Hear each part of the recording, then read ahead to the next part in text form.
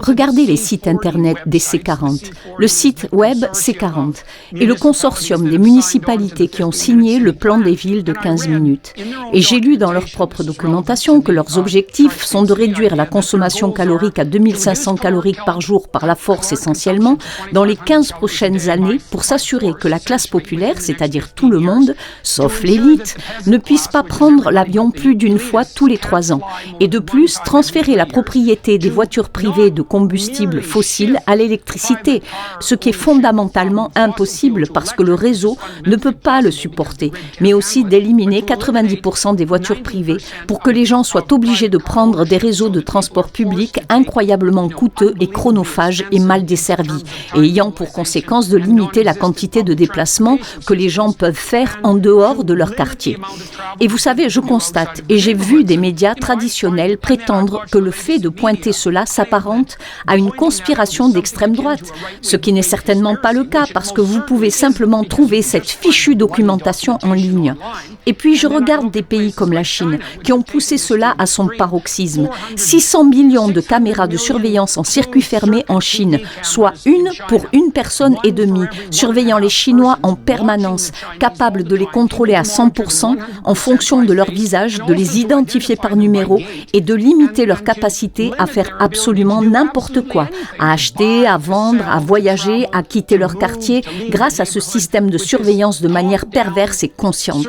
Certains ingénieurs chinois l'ont baptisé Skynet, dans une tentative consciente de produire une version positive de l'intelligence artificielle absolument catastrophique et apocalyptique, digne des films sanglants d'Arnold Schwarzenegger. On ne peut même pas en parler sans passer pour un conspirateur enragé, mais c'est ainsi. Maintenant, parlons des aires des 3 États. Qu'avez-vous vu? Parce que personne n'en sait rien. Car personne ne regarde, je pense, à l'exception de ceux qui sont descendus dans le trou du lapin blanc avec nous. Il y a quelques années, j'ai lu un livre sur le choléra. Je crois qu'il s'intitulait Ghost Map. Et, fait intéressant, vers la fin du livre, l'auteur, par ailleurs excellent, a commencé à parler des villes intelligentes où, en gros, nous n'avons plus à nous soucier d'aucune maladie. Bref, ce genre de choses.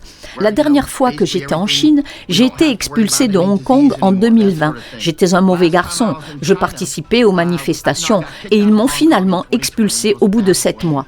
Mais c'était à Hong Kong. La dernière fois, j'étais en Chine continentale. En fait, je recherchais davantage d'informations. J'étais dans des endroits comme Nanjing et Shanghai, etc. Mais j'étais dans le sud de la Chine, où se trouvaient des Ouïghours durant une partie de ce voyage, et je parlais avec des restaurateurs, des agriculteurs, etc. Les propriétaires de restaurants m'ont dit que lorsqu'un Ouïghour entre dans leur établissement, ils sont tenus par la loi d'appeler immédiatement la police qui vient sur le champ faire un contrôle. La ville intelligente va donc au-delà de simples aspects visuels. Vous savez, ils installent des caméras dans tout Hong Kong. C'est ce qu'ils faisaient quand j'en suis partie. Mais en Chine continentale, il n'y a pas que des caméras partout. Lorsque j'étais à Hong Kong, lors des manifestations, les manifestants prenaient leurs lasers et les dirigeaient vers les caméras pour en brûler les capteurs. En fait, mon appareil photo a été un peu endommagé et ce n'est évidemment pas une solution à long terme. Mais ce que je veux dire, c'est que ces villes intelligentes sont clairement en train d'arriver et qu'elles sont déjà là, dans une certaine mesure, chaque fois que nous utilisons nos cartes. Chaque fois que nous utilisons nos cartes et ce genre de choses. Mais il est clair qu'ils passent à un niveau supérieur de contrôle total et encore une fois, il ne s'agit pas d'une conspiration. Ils disent qu'ils vont le faire et nous parlons de Mark Rutte, le Premier ministre des Pays-Bas.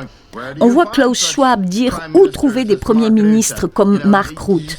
Vous l'avez vu le dire. Je regarde votre Twitter, Jordan, et je regarde beaucoup vos podcasts. Je sais que vous savez ce qui se passe parce que vous en parlez tout le temps.